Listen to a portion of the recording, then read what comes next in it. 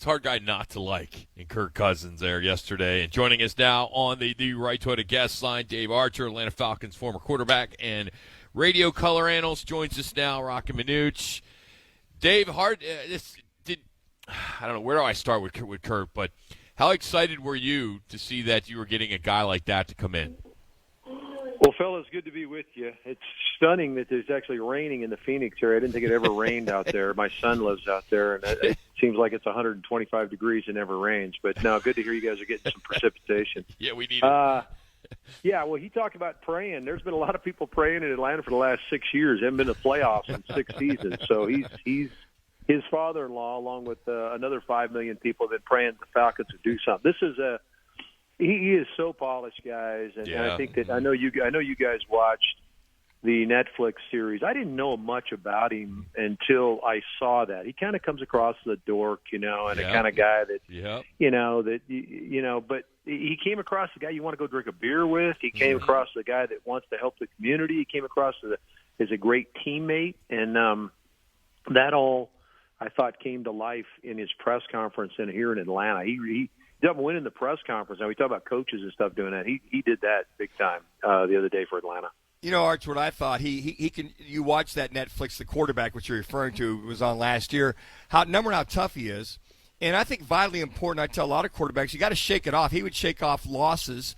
A little surprised that he shook off that playoff loss on 4th and 8 and threw it 3 yards, but he shook it off. But that's what you got to have. Got to be very even-keeled.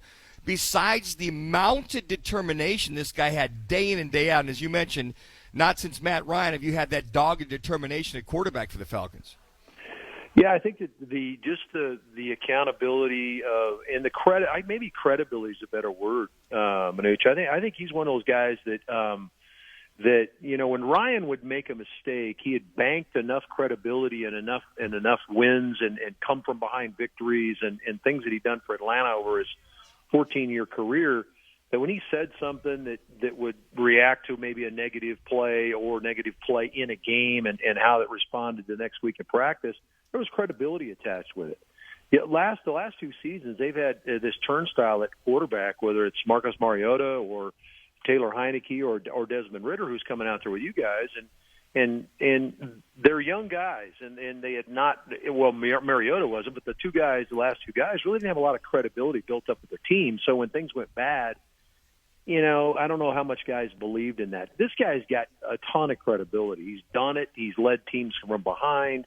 Now the playoff thing is a big deal. He's only 1-3 in playoffs, and that's where Atlanta wants to go. And this is a team that's built to make some noise potentially this next season. So that's the next hurdle for him to climb, other than the fact the elephant in the room is coming off of this Achilles tendon injury.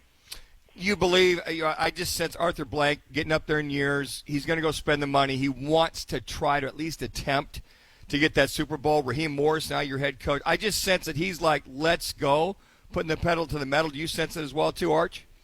Yeah, he's been kind of that way all along. Really, he's a guy that really has not pulled back on anything. He's never told anybody, "Hey, we can't spend this money, we can't do that." I mean, they're putting $25-30 million into their facility out in Flowery Branch, which is just north of Atlanta here, to get things kicked up to gear where they're the top of the line stuff. When free agents come in, they got all the bells and whistles. He's never pulled back on any of that kind of stuff. And when he told Raheem Morris and this new staff, hey, go find the guy that's going to help you win. He knew he had a young talent base here that is ready to go. We just needed a trigger guy. And they went out and got probably the best guy they could find that's going to fit what Zach Robinson wants to do on offense.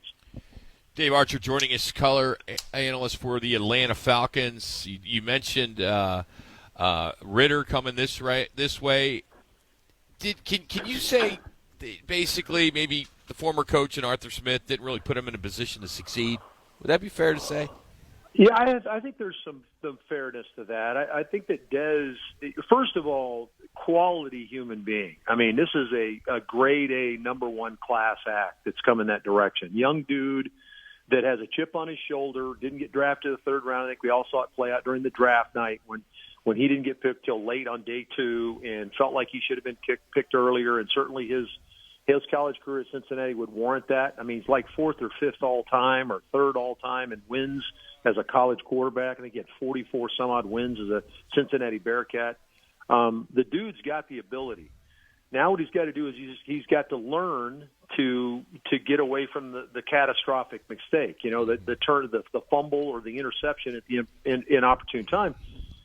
And you and I both know as quarterbacks, young quarterbacks, I mean, save our boy Brock Purdy, that happens to everybody. Everybody turns the ball over as a young quarterback. They're gonna make mistakes. Shoot, I remember turning the ball over my first year playing, and you hated it and stuff like that. But you're learning what you can get away with and what you can't get away with, and they just didn't have the patience or whatever it might be, whatever the words are, to wait and ride, because the quarterback, and as well as I do, when the coach changes, usually the quarterback is a victim as well. And so it was kind of a perfect storm that sends Dez your direction.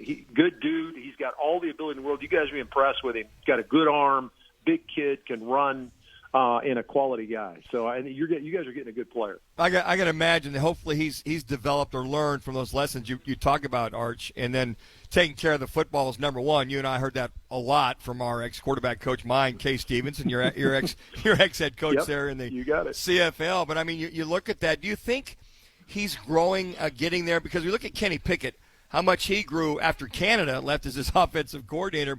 But I think we started to see him grow, not go through games last year. I had a feel I just saw Desmond, and to the point of Arthur Smith, kind of go through games last year versus growing through games.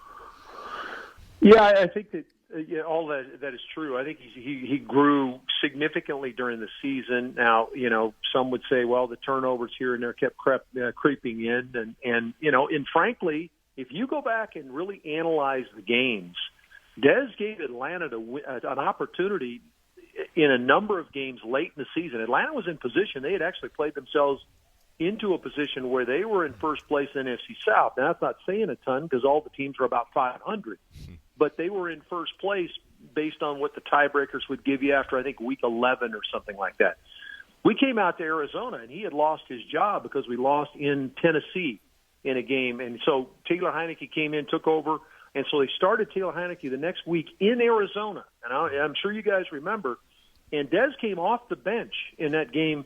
Taylor got hurt in the game, and Dez leads the team on a length of the field scoring drive, actually audibled off in the red zone to a play where he kept the ball around the corner, and we take the lead late in the football game, and Atlanta's defense couldn't hold the lead. And there were four of 6 games over a six-week period for the Falcons when they were in contention to potentially win this division, where the defense gave up a lead after the offense had scored. So as much as we want to point to Dez and whatever, how many turnovers it was, 15, 13 turnovers or whatever, he provided opportunities for the team to win on a number of occasions late in the year, and the defense didn't hold the lead. And so as much as we want to blame the quarterback and the coach, there's some other guys on the field that weren't getting it done. Well, for the Cardinals, they got to hope that he's going to be it as a back. Before I let you go, I owe you a bologna sandwich.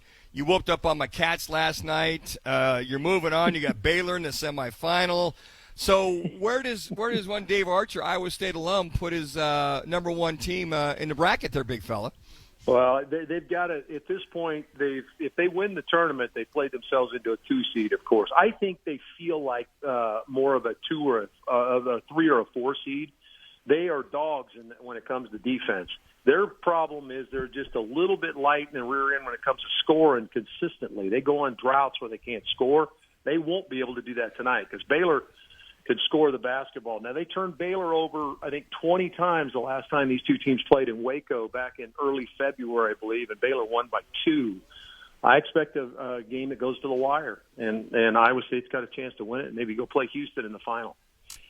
Final. Wow. Look at him. Well, yeah, I'm not talking about the NCAA final. The Big 12 final. Okay. You and I we'll talk again next Wednesday and see where they get seated and see who's sitting in the same bracket, that kind of stuff. Dave, have a great weekend. Thanks for the time today. Thanks, Arch. Great to be with you guys. Y'all take care. See you. That's Dave Archer. You can follow him on Twitter, X Archer QB16. Appreciate him taking some time. The Atlanta Falcons radio color analyst. Sounds as though Des Ridder, good dude. Hopefully he can if called upon, can do a good job. Hey, bet the game, watch the game, the Sportsbook in Casino, Arizona. They got 3 live betting windows, 6 self-service betting kiosks, plus 8 screens displaying all of the betting lines. Check it out for yourself. Open daily from 8 to 11. Coming up, our Lunar Row, one call, that's all. We got our locks, college hoop locks. We're going to get into that. A little bit later, we'll talk some Yotes. Had a good road win last night in Detroit. Get the latest on the arena situation in Scottsdale. That's all coming up as we are here on a kind of a rainy, dreary Friday afternoon from Wright Toyota.